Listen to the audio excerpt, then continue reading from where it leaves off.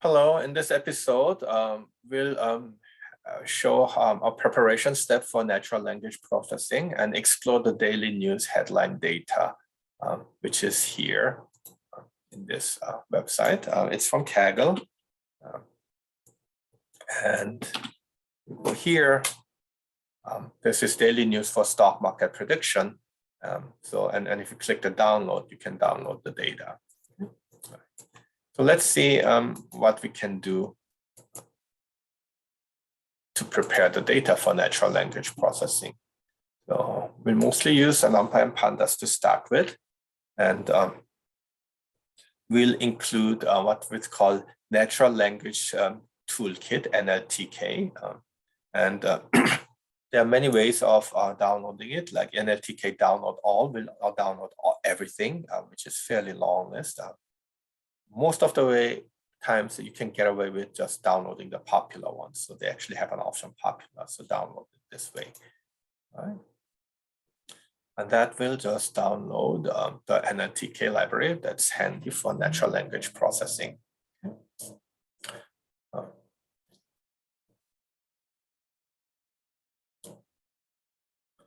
Okay, so I downloaded it. Let's get the data.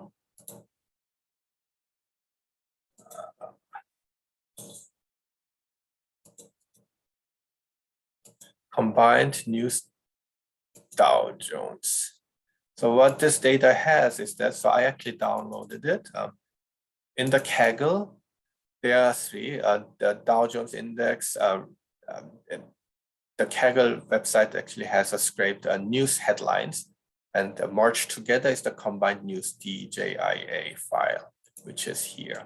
And what it shows here is that it's a date from 2008 to 2016. So there are about 19 or close to 2,000 headlines, days actually, trading days.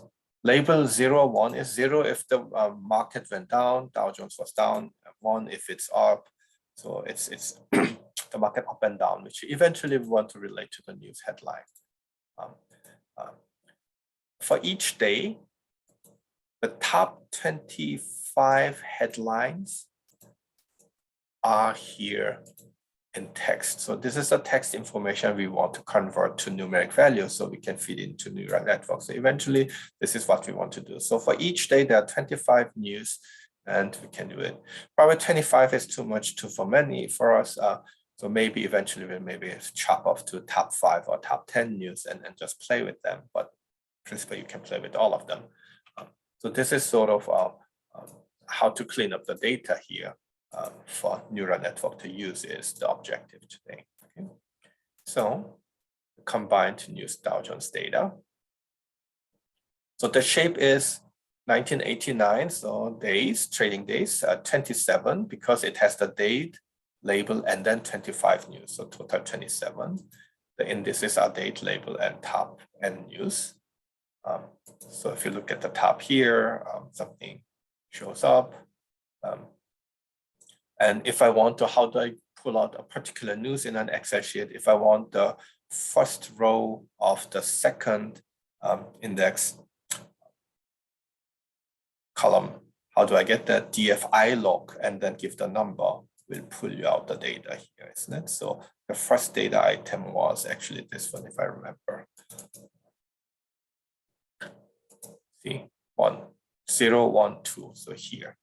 The Georgia Downs, 2 Russian movements, blah, blah, blah. Okay, so this one was the first item, and correctly put it out. Row number, so how many rows we have, it shows here, the index. And we can pull multiple columns by doing the slicing here. It will pull out all the ones of the day. How do we combine text? So here's a trick. You can do this particular thing here that's commonly done. Whatever text we want to do from 2 to 4, line 2 to 4. So this is the top 1, 2, 3 headlines of the first day, and joined by a space. So we add these, Georgia, blah, blah, blah. And the second one, So how do we do it? We do a headline and you compare list, create the empty list and then append with this on. And this is how you do it. Okay? You could alternatively join with a hyphen. Okay, so then a hyphen will be added instead of a space and all this will be stacked together. Okay. So in this way, you can combine all the top 25 headlines. Okay, so and if I check out first 100 words, these are here. The last 100 words are here. The first top 1 to top 5 headlines.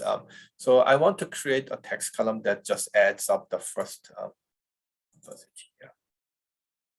Column 1, 2, 3, 4, 5, and just have them merged together. So it's a single, it becomes a single column here. How do I create a column that just merged together? You can do the ilog and add them with a space that will just basically create, you know, a text that's adding them all together, isn't it? In this case, row 0, I just did it for row 0, but you can do it for all rows. So now it's cleaning up the text. Okay, so how do we split the words? So there was a text like Georgia, Downs, blah, blah, blah. If I want to, so Python already provides some, it's called split. So if you do the split, it splits by the words. What you notice is that the split actually can include something like this, special character and all this. So you can do it by selecting the words, which is like select by words. In this case, the B and Georgia are separated, isn't it? So you can have it like this. There are punctuations like this double quotation mark, which we don't think is useful for the neural network. So after splitting, we can get the string punctuations and have them removed. So if it's not the string punctuation, then just keep it. So we can do it here. We can also do it in the lowercase, convert everything. So Georgia is capitalized, but in terms of meaning, it doesn't matter. So you can just make a small capital here. Using the natural language toolkit, there's actually tokenize. The sentence is tokenize, and here it can split the sentences. So this is splitting by the sentences, and then you can split by the word tokenize. So this is like not the sentence, but the words are all split up into. So which was similar to what we did here, isn't it? It splits all the words. And remove the punctuation can be done like word is alpha, then so alpha, only alphanumeric will be here. And the stop word. So very frequent words like my, myself, and there are a list of things here. Here you can see the list of things that are too frequently used. I, me, my, him, his, isn't it? Get rid of them. So in general, filter the stop words.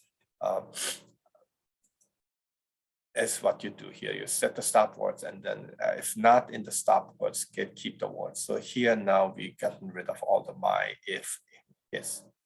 Finally, you can also do stemming, isn't it? There's actually a function called porter stemmer, provided by NLTK. Just porter stem words, whatever word you have, stem it. It will get you. War plane is war plan. Countries, country. So it keeps the root only. So this is what. So we are still not done vectorizing. So the back of word models. So after you make a list of vocabularies, which we call tokens. Okay. So create a test document like this. Okay. So I just did the for all step, and here we have a list of some stemmed words. Okay. The scikit-learn actually gets a feature extraction count vectorizer. It just basically keeps track of this number. Georgia is 3, down is 2.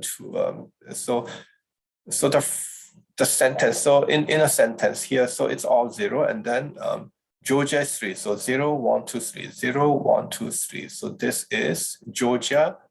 Downs is 2. So 0, 1, 2. So it's here, isn't it? So it kind of creates count the vectors here, isn't it? So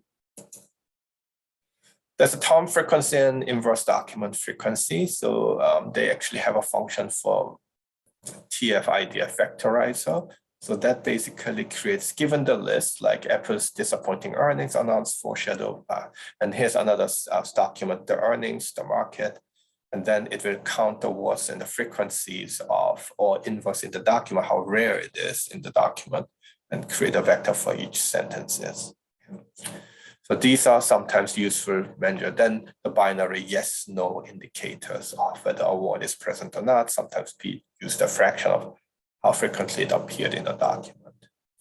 One could also use hashing to save space. It's like in computer science, what we do hashing. It's a conversion table to assign a special number for it. And then whenever that number, a word appears, convert it to that number. So that's one way of doing it. So here's an article, headline from that, and let's split the words and tokenize to word to sequence the text. So it will be basically tokenizing. Preparing the vocabulary. So here we have 7 vocabularies. The one-hot function will basically, let me just make it here, one-hot function. We'll just do everything in one shot. So it will basically clean up, tokenize, and then give you some vocabulary integer encoding in here. Hash encode will do the same thing, but with a different kind of integers. And here's the Tokenizer API. So what it does is that it will convert. So let's say here are 4 documents: earnings surprise, great news. 5 documents: poor earnings, poor market, and great earnings. So there are 5 documents, and you can do a tokenizer and then fit on text of these documents. You can do the word count, document count, word index, word documents. For example, encode the text to matrix in the mode of count. So instead of mode count, you can do other things, but if you count the words, that can be, the encoded document will be appearing here, how many times things appear. So the first earnings, surprise earnings, okay. So here's the count, how many times in the whole document it appeared, okay? And there's this vocabulary list, and the first document had a word here and here appearing. The second document had word here and here appearing. So you can see that each 5 documents are kind of encoded into the vocabulary, a number encoded vocabularies, isn't it? So this is sort of how the kind of things that people do before actually using the text information and feeding into neural network. Thank you for watching this episode.